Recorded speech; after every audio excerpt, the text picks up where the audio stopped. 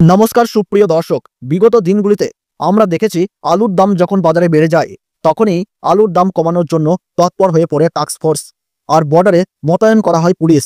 এমনকি বন্ধ করে দেওয়া হয় ভিন রাজ্যগুলিতে আলুর রপ্তানি। পার্শ্ববর্তী রাজ্য তো দূরের কথা, এক জেলা থেকে অপর জেলায় আলু রপ্তানি করার জন্য ব্যবসায়ী তথা ড্রাইভারদের পুলিশি হয়রানির শিকার হতে হয়।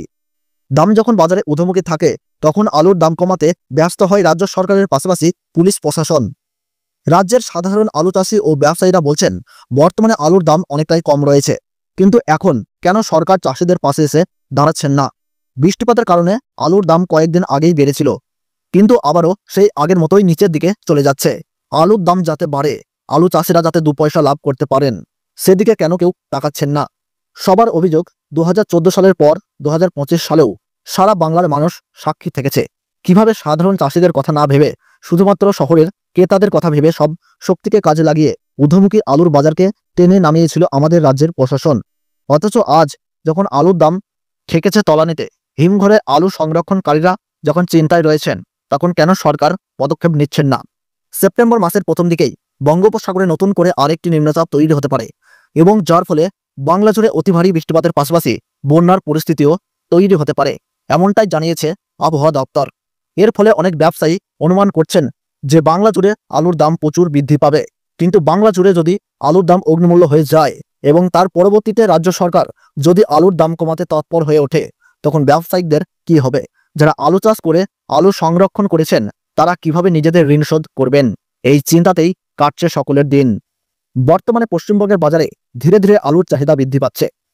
উত্তরবঙ্গের ফালাকাটা, আলিপুরদুয়ার এই সমস্ত জায়গা থেকে আলু টেনে করে নিয়ে যাওয়া হচ্ছে উত্তর পূর্বাঞ্চলের রাজ্যগুলিতে। আসাম, ত্রিপুরা, মেঘালয়, নাগাল্যান্ড প্রত্যেকটি জায়গাতেই আলুর রপ্তানি করা হচ্ছে, যার ফলে উত্তরবঙ্গের আলুর বাজার ধীরে ধীরে বৃদ্ধি পেতে শুরু করেছে। অপরদিকে দক্ষিণবঙ্গ থেকেও প্রচুর পরিমাণে আলু উড়িষ্যা, ঝাড়খণ্ড, বিহার, পান্না, রাঁচি এই সমস্ত জায়গায় রপ্তানি করার কথা শোনা যাচ্ছে। আর তা যদি হয়ে যায় তবে আলুর দাম পশ্চিমবঙ্গের বাজারে আরও হুড়মুড়িয়ে বাড়তে পারে। এছাড়া বাংলাদেশেও নতুন করে আবার আলুর রপ্তানি শুরু হতে পারে। যেমন কয়েকদিন আগেই বাংলাদেশে ভারত থেকে প্রচুর পরিমাণে পেঁয়াজ রপ্তানি করা হয়েছে, সেই মতোই বাংলাদেশে যদি পশ্চিমবঙ্গের স্থলবন্দর দিয়ে আলু রপ্তানি করা হয় তবে পশ্চিমবঙ্গের বাজারে আলুর দাম বাড়তে গিয়ে কেউই আটকাতে পারবেন না। বর্তমানে চাষিরা অপেক্ষায় রয়েছেন কবে আলুর দাম বাড়বে এবং কবে সকলে আলু বিক্রি করে নিজেদের ঋণ শোধ করবেন। আপনাদের চিন্তা করবেন না, আমরা আপনাদের পাশে আছি। আপনাদের কথা আমরা তুলে ধরবো সরকারের কাছে। সরকার সবসময় সাধারণ মানুষের কথা ভাবে, কিন্তু যখন কথা আসে চাষি ও ব্যবসায়িকদের তখন সরকার তৎপরতার সঙ্গে কাজ করে না। সরকারের মুখে তখন দেখা যায় উদাসীনতার ছাপ। কৃষক ও চাষিরা যারা জমিতে কাজ না করলে আমরা এক কোনা খাবারও পেতাম না, অথচ যখন কথা আসে তাদের ন্যায্য অধিকার নিয়ে তখনই তাদের সবকিছুই কেড়ে নেওয়া হয়। বন্ধুরা, ভিডিওটি লাইক ও শেয়ার করুন যাতে ভিডিওটি আরও লোকের কাছে পৌঁছায়।